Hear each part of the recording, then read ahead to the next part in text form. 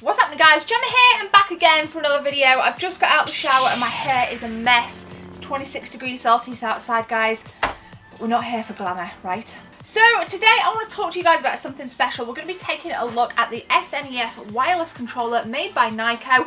And in the element of transparency, I just want to let you guys know that this is not a sponsored video. I paid with my own hard-earned cash for these things. $15 a piece from ThinkGeek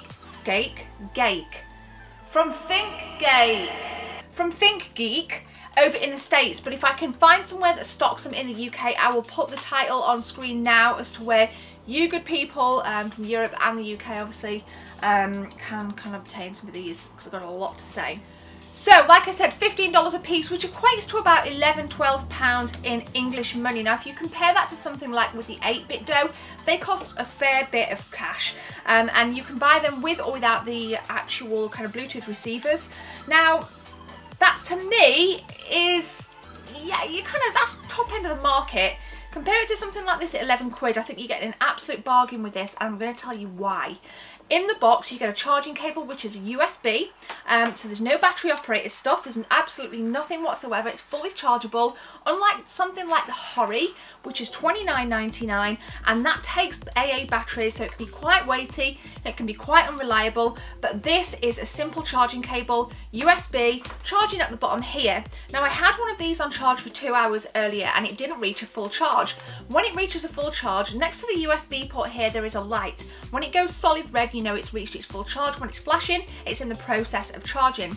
On the top here, you've got an on-off switch. You use it to sync as well, and it's also got a light next to it. When it's flashing, it means it's not synced. When it's a solid red, you know it's synced with your SNES Mini. So it's quite a simple design. It's quite sleek. There's no batteries involved. It's charging cable. So for me, when I opened this, I was absolutely stoked because it also saves on weight as well. And I think if you're playing for quite a long time, you want something that is nice and easy and ergonomic to hold in your hand. Now, in terms of comparing it with an original SNES controller, the dimensions are pretty much the same. The button layout is exactly the same. There are 6 screws on the back of this. There are 6 screws on the back of this compared to the original, which has 5. So it really does fit the design mechanics very, very well. They've done a great job. And sometimes I think third-party controllers can be in danger of deviating way too much from the design to the point where they can look pretty ugly. I'll show you guys some examples right here.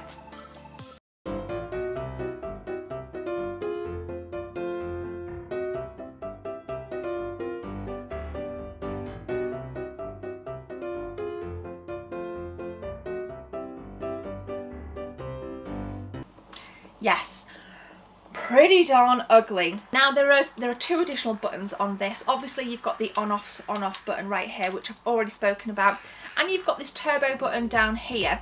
Now what the turbo button does is exactly that. It will give you that turbo element to your gameplay. Not particularly a feature that I would use, so at first I thought it was kind of redundant, but then I read the manual. If you actually hold down the turbo button mid-game and then press the select button, it will take you back to your SNES menu, therefore giving you the ability to save. Now for me, I think that's quite a clever little feature. They've obviously had the Mini in mind. This works on the NES Mini as well, if you don't own an SNES Mini.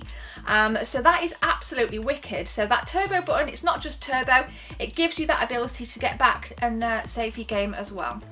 Now, in terms of the buttons themselves, they obviously match the North American SNES controller. For me personally, I've always said this, I prefer the PAL.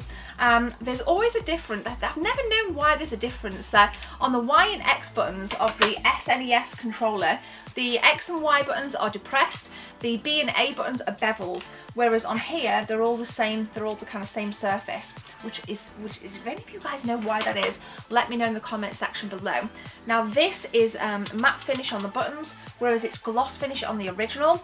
For me personally, I think the original is slightly better in terms of its kind of comfort, maybe by like 0.5 because of the gloss finish. I think they're just so much smoother to press, so much easier to handle. If you're doing a lot of button mashing on certain games, then for me that's a very, very minor picky detail, but it's something that I wanted to mention as you guys might care for it too. You have failed me for the last time.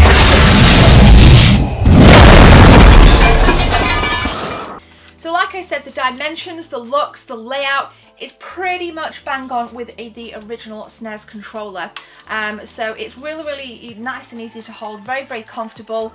And like I said, in the box you get the charging cable and you get your USB port that plugs straight into the SNES Mini right here as shown. What I'd like to know from you good people is, what third-party SNES Mini controllers would you recommend? Now for me, I haven't come across one that fits this, like in terms of just the best value for money, layout, looks, ergonomics. I mean, it hits some really high marks for a very low price. I would have paid up to $25 for this. I think it's worth it. I think it is that good. And another awesome feature that blew my mind when I was reading the instructions is this works with the Wii U and your Wii. And like I said previously, this works with the NES Mini as well. So you're like getting so much value for money. Like there are some major Nintendo consoles that you can utilize this $15 wireless controller with. Now for me personally, I'm a woman that likes good value for money. I'm a gamer, I'm a collector. I want awesome things in my collection and I want them to be great value for money. And these are probably, out of this entire year so far, and we're into May, probably the best thing that I've bought for the best value for money. Like value for money versus like functionality. I couldn't think of a product that suits that recipe other than this. But let us know in the comment section below if you've got any recommendations on third-party controllers. What would you recommend? Additionally, have you tried this? Have you even heard of it? If you think you can add any value to this video, let us know in the comment section below, because obviously I may have missed something, but if you've got any questions, guys, also let me know and I'll do my very best to answer.